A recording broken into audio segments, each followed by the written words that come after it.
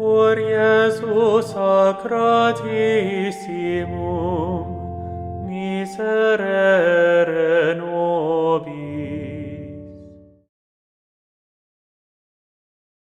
La messe est essentiellement un sacrifice pendant lequel le Christ se donne à Dieu le Père à la façon d'un culte. Au centre de la messe culmine cet acte par lequel le sacrifice de la croix, c'est-à-dire la mort de Jésus, vrai homme et vrai Dieu, est renouvelé mystiquement. Dernier aspect de la messe, cette conclusion solennelle qui récapitule en elle-même, disons, tous les mystères du canon, comme une conclusion. Perquem ec omnia, par lui, Seigneur, vous ne cessez de créer tous ces biens, et vous les sanctifiez, vous leur donnez vie, et vous les bénissez pour nous en faire don. Par lui, avec lui et en lui, vous soit donné, Dieu Père Tout-Puissant, dans l'unité du Saint-Esprit, tout honneur et toute gloire, dans tous les siècles des siècles. On remarque là au tout début de cette prière, Perquem, par lui. Et c'est étonnant d'avoir, Perquem, c'est un pronom latin, donc c'est étonnant de l'avoir juste après le Nobis Coepecatoribus, et c'est deux diptyques en fait, puisque ces deux diptyques ne parlent pas de Jésus-Christ directement. Donc en fait, le Perquem, il fait référence à Jésus-Christ évidemment, dont on parlait dans la prière qui précédait. Donc là on voit bien qu'il y a la discontinuité. Avant ça se suivait, donc ça se suivait très organiquement, et donc le memento et Nobis Coeque est ajouté entre les deux. Donc notre Perquem permet de renouer donc, cette continuité du canon. Dans un sacramentaire ancien du 7e siècle, une variante de cette première partie de la conclusion, Perquem ec omnia, par lui Seigneur vous ne cessez de créer, je la trouve très intéressante, je vous la lis. Elle englobe un petit peu toute la création entière. Perquem omnia creas, par qui vous avez tout créé. Donc, on s'adresse au Père, et le qui, c'est Jésus, par Jésus, par qui vous avez tout créé. Vous avez béni ce que vous avez créé, ce que vous avez béni, vous l'avez sanctifié, et ce que vous avez sanctifié, vous l'avez donné. C'est intéressant, je trouve, de noter cette variante. Ainsi s'éclairer d'emblée le sens du formulaire en général, et surtout des mots ec omnia. En effet, le pain et le vin destinés à la consécration eucharistique sont les prémices de la création entière qu'ils représentent. Par le Christ, le Père les a créés. Par la vertu des paroles consécratoires, ces oblations furent sanctifiées et échangées au corps et au sang vivant du Christ. Cette victime eucharistique est aussi une divine nourriture qui sera fournie à ceux qui, par la communion, participeront pleinement au sacrifice.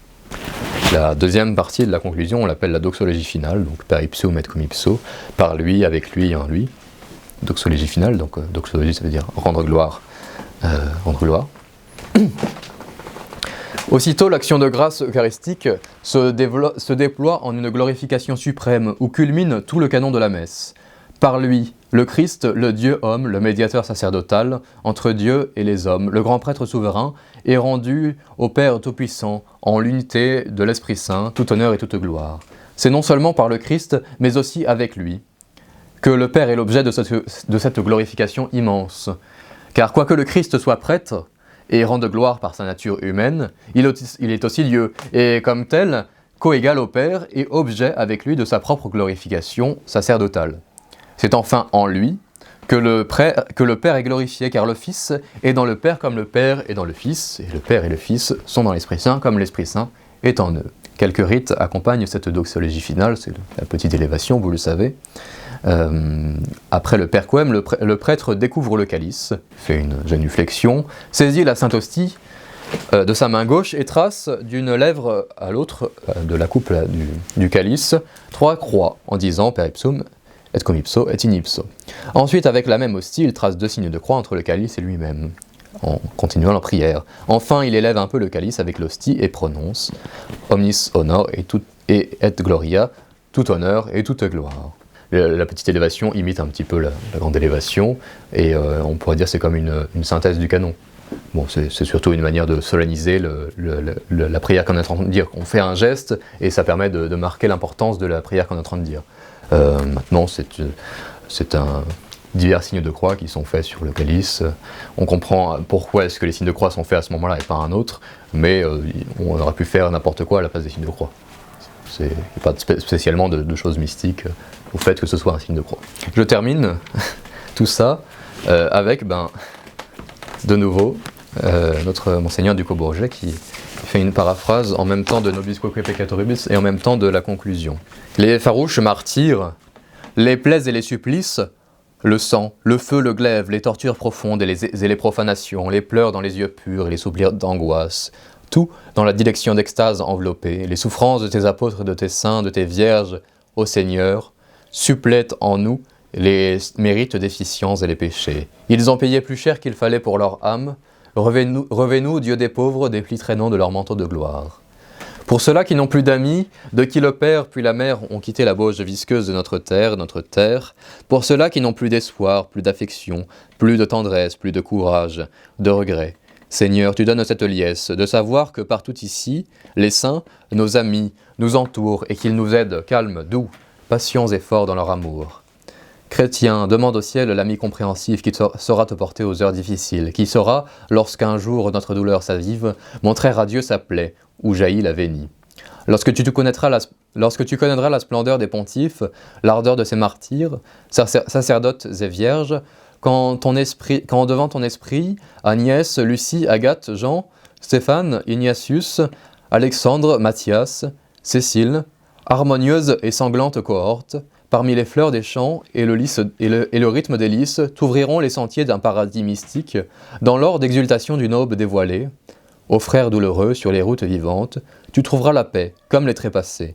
Comme les trépassés la découvrent au fond de leur tombe secrète, porte ouverte soudain sur un Éden en fleurs. Et le siècle où tu vis te paraîtra se fondre dans cette communion avec les glorifiés. Ton siècle s'unira, palpitant de tendresse, à leur éternité, d'extase parfumée. Donc, avec nos défunts, à nous pécheurs, accorde un lieu de dilection auprès de tes amis, ceux-là qui t'ont chéri, mon Dieu, de telle sorte que leur amour survit à la mort de la chair. Que leur force, mon Dieu, paye pour nos faiblesses, car leur amour est venu de toi, car leur force est venue de toi, du Christ ensanglanté de coulpe, son exemple et sa charité, ses ordres, sa divinité, ses dons subtils, surnaturels, sont la source de leur courage. Par lui, tu créas tout ce qui est excellent, tu le sanctifies, c'est-à-dire le maintiens hors du mal et du vulgaire bas. Par lui, Seigneur, tu donnes, tu propages la vie divine. Par lui, tu la bénis, pour nous la confier. Oui, c'est par lui, le crucifié, qui paye et qui rachète, avec lui, le délice et la beauté d'amour, en lui, profond trésor des splendeurs éternelles, que toi, Père, le Père Tout-Puissant, dans l'unité d'extase, où l'Esprit joint, relie le Fils à ta substance, tu découvres le seul honneur, la seule gloire que la terre et le ciel, sans lui, refuseraient, incapable, borné, de louer l'infini. C'est lui, Verbe éternel, lui seul, le Dieu fait homme, qui nous donne ta race et nous permet enfin, par lui, de t'honorer avec ta norme sage. Lui seul, l'adorateur de qui l'adoration, exactement, s'ajuste à ton immensité, à jamais, au travers des siècles et des siècles. C'est ainsi que se termine le canon. Et pour les siècles des siècles, on l'aura à voix haute chanté par le célébrant, et c'est à ce moment-là que nous, fidèles, nous sommes invités à répondre, et c'est le seul moment du canon, après la préface qui est un petit peu hors du canon, que nous sommes appelés à participer extérieurement, en tout cas. Le canon est récapitulé par sa conclusion, et la conclusion n'oublie pas de nous y faire participer comme peuple de Dieu et appelés à participer au sacrifice du Christ.